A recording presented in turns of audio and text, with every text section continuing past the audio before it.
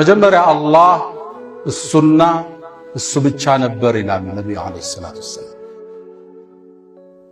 ካነ አላህ ወለም የኩን ሸይኡን መዐ ከሱ ጋር ምንም አልነበር። ሰማይ ምድር፣ ውሃ ንፋስ፣ አየር ዛፍ፣ እንስሳ የሰው ልጅ፣ ዓርሽ ኩርሲ፣ ጀነት ጀሃነም፣ ሲድረቱል ሙንተሃ መላእክት ማንም አልነበር። አላህ ከዛም አሉ ነብዩ ሰለላሁ ዐለይሂ ወሰለም መጀመሪያ ትልቁን ዓለም ዓርሽን ፈጠረ ይላል።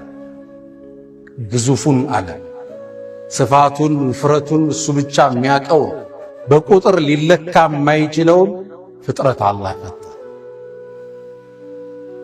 ዓርሽን አላህ ይገለገልበት ከዓርሽም ጥቅም ማያገኙ ከሱ በፊት ነውና አላህ ይላል ፈለል ዓርሹ يحمله ዓርሽ አይሸከመው ወለል ኩርሲዩ ይስንዱ ኩርሲይ የሚባለው ማለም እሱን አያግዘው በለል ዓርሹ ወዐዘመቱ ዓርሽም ይሁን ታላቅነቱ ወልኩርሲዩ ወዐዘመቱ ኩርሲይም ይሁን ግዝፈቱ ሁሉም በአላህ ጥበቃ ስር ነው።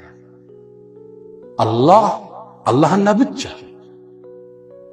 ዓርሽን ከፈጠረ በኋላ ውሃን ከስሩ ፈጠረ። የውሃው ውፍረት ይላሉ ነብዩ አለይሂ ሰላቱ ወሰላም 500 ዓመት ያስሄዳልና 500 ዓመት አላህ ይሄን ከፈጠረ በኋላ ሶስተኛ ቀለም ብዕርን ፈጠረ።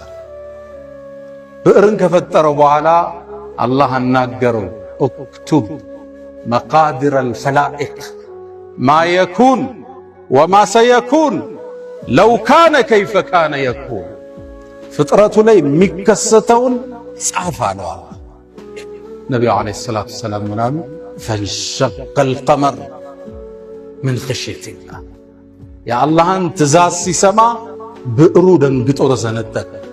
ቀይላ መጻፍ ጀመረ። ዛሬ የተሰበሰብንበት ስብሰባ ተጽፏል። ነገ የምንሰበሰበው ተጽፏል። እስከ የውመል ቂያማ